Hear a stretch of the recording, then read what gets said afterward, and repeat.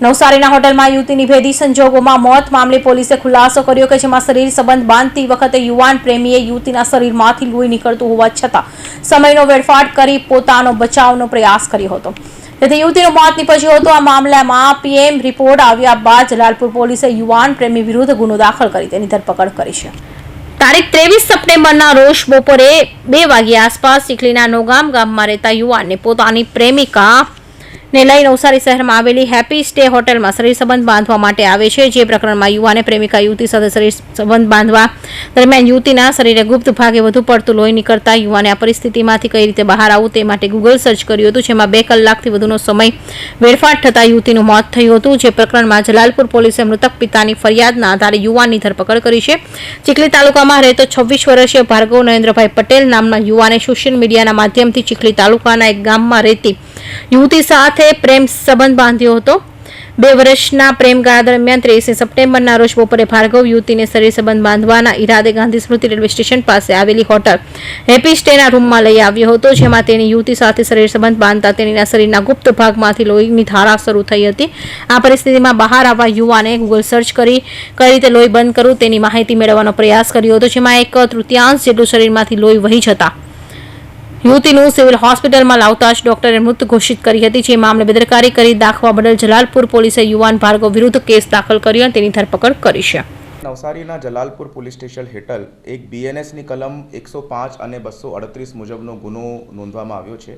તે ગુનાની હકીકત એવી રીતે છે કે આરોપી ભાર્ગવ નરેન્દ્રભાઈ ભોગ બનનારને શરીર સંબંધ બાંધવા હેઠળ જલાલપુરના હેપી સ્ટે નામના હોટલની અંદર લઈ જાય છે અને ત્યાં હોટલની અંદર લઈ ગયા પછી પીએમ નોટ અનુસંધાને એવી રીતે જાણવા મળે છે કે ભોગ બનનારના ગુપ્ત ભાગની અંદર ગ્રીવિયસ ઇન્જરીઝ હતી અને એ ગ્રીવિયસ ઇન્જરીઝના કારણે વધારે બ્લડ લોસ થતાં એ વિક્ટિમની ડેથ થઈ ગઈ છે।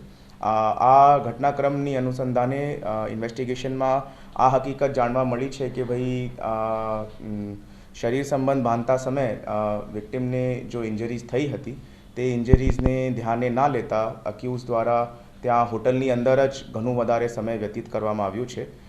એ પોતાના મોબાઈલ ઉપર ગૂગલ ઉપર સર્ચ કરે છે કે ભાઈ કેવી રીતે આ સિચ્યુએશનથી બહાર નીકળી શકાય છે। ત્યાં હોટલની અંદર બ્લડ લોસ જો થયો છે તેને સાફ સફાઈ કરવાનો પ્રયત્ન કરે છે અને 108 બોલાયા વગર આપણા એક મિત્રના દ્વારા ખાનગી વાહનમાં એમને હોસ્પિટલ લઈ જાય છે, જેના અનુસંધાને બહુ વધારે સમય વ્યતીત થઈ જાય છે અને વિક્ટિમનો બ્લડ લોસ થઈ જાય છે। એના અનુસંધાને આ જો છે 105 અને 238 મુજબનું એફઆઈઆર નોંધવામાં આવી છે।